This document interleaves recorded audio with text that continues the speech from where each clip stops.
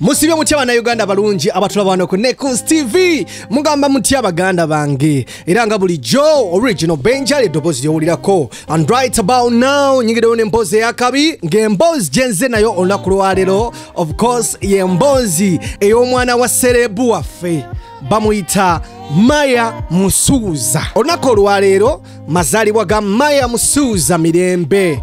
Yes man, olunaku olwalero bafide bambi ya baby girl kino era nga bw'okiraba okubatangaza mu katono nnyo gwe muganda wange nga gwe mulundi gw'ogusoso kubanga olaba omwana ono obanga tomumanyi omwana ono amannya ge bamuyita Mirembe Musuuza.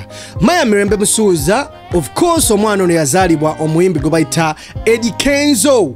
Bazadde be babiri gye bali balamu nga taata we ye Eddy Musuuza ate nga abasinga omungi tumumanyi nga Eddy Kenzo BET award winner.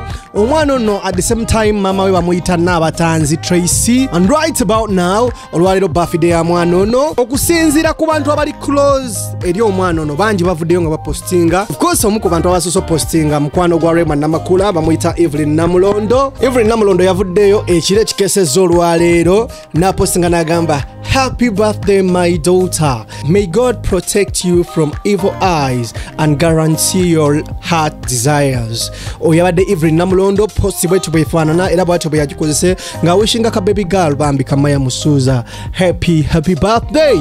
Ate we twavuddeawo olunaku olwalero lwennyini ssaawa zibadde 5 Eddy Kenzo navayo na posting anagamba Maya's day I feel blessed cause Eddy Kenzo nabadde na bingi byakogera nnyo alabika abadde busy cause sharing the memories zaina ku Facebook eza 1 year ago eza mwala we na sharinga ebifaananyi bya Musuuza. Sawa ntono nnyo ate weziyiseewo of course omuyimbi waffe wakabi at the same time nga naye playing the role ya mama eri mu bulamu bw'ono omwana. Mama wa Musuuza w'ataali Rema namakula yasobola okutwala obuvunaanyizibwa ng'omukyala n'alabirira omwana ono ate n'aplayinga role ya mama n'amaking omwana okubeera ng'ali comfortable naye ne babondinga kwegamba n'agezaako okuplayinga role ya mama era agizannya bulungi nnyo wadde tasobola gizannya era nga mama yennyini yazaala mwana naye era agizannya playinga role eyiye of which Maya ye nga ye tavangayo oba tetuwulirangako rumors zigamba nti yali amuchunya so n'olw'ensonga eyo yamulabirira bulungi nnyo omwana ono.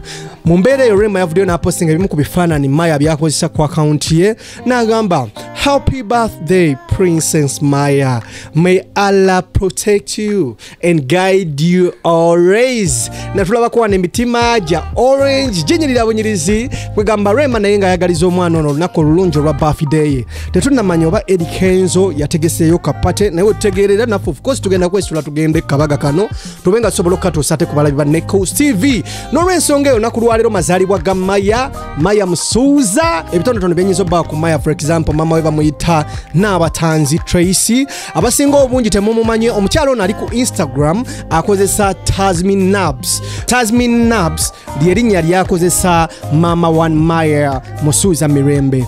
Omukyalo ono agomererwa abantu bangi nnyo of which alina ba followers 621 ye afollowinga abantu 605 ye mama wani wa Maya gwe tuliko era bw'otunuulira profile ye agamba have a loving heart wadde ya breaking ane Eddy Kenzo tutunulira wano ne Rema namakula ate afollowinga mama wa Musuuza. Ebiseera ebisinga abakyala abapya abazze mu bufumbo oba abakyala abapya abazze mu nnyumba oba omukyala afunye omusajja abakyala abamu bakola research kuba ex baba baabwe ovuyita ezo si kirungi kubanga tutunulira ano Rema sabo naye yakolanga research mu biseera bye ng'amanya ono yali mukyala wa Kenzo mama wa Maya ali ku ki era bw'otutunulira wano Rema y'omu ku abafollowinga mama wa Maya Exodus kwali bantu bangi abayimbi bangi ab'enjawulo ba celebrities abagoberera mama wa Maya bamuyita akozesa Tasmin Nabs ku Instagram.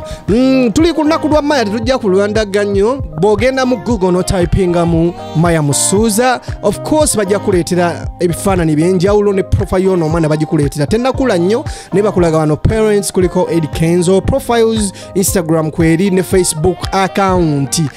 Musuuza talina Facebook page naye wano bakulaga Facebook account for now gye alina era abantu gye basinga okugoberera ne Twitter and bw'ogenda ku Instagram ye agobererwa emitwalo giri 8,13 amannya gakozesa ku Instagram gali Musuuza Mirembe. Bw'otunuulira ano description ye agamba welcome to my world a girl with a loving heart. Ranga mama we bigambo byakozesa nagamba FB page Maya Musuuza. Norensongeyo NEKOZ TV koli atenga butelevo original benja ali dobozi lyowulira nga twadagadde tukozesa omukisa guno gwe nyini tuwishinge mwana muwala Maya Musuuza a happy birthday. Olunaku lwaleero birthday ya Maya Musuuza abadde batimanyi olunaku lwaleero bwegaba mazaalibwago omu ku bantu bosheyalinga nabo birthday bamuyita mwana muwala Maya Musuuza ate nga ye muwala wa Eddy Kenzo, Eddy Kenzo's first daughter. Norensongeyo baganda bange abalungi obwagwe kusosa okubanga olaba videos zaffe please nkusaba busabi bannaye subscribing ku YouTube channel yaffe ate omala okusubscribing clicking ku subscription button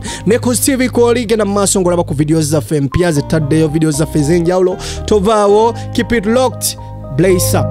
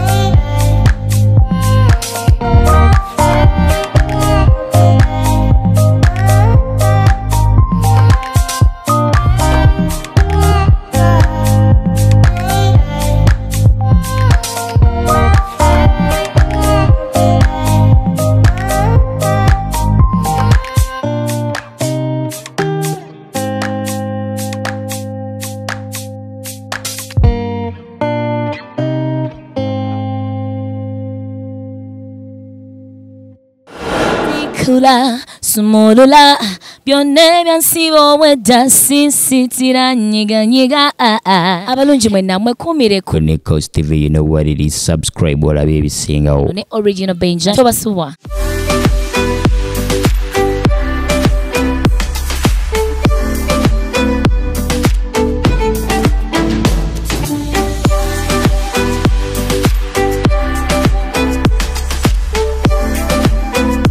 Yo, my people, what's up? It's your boy Eddy Kenzo with my boy Original Benja. Subscribe on NEKOZ TV.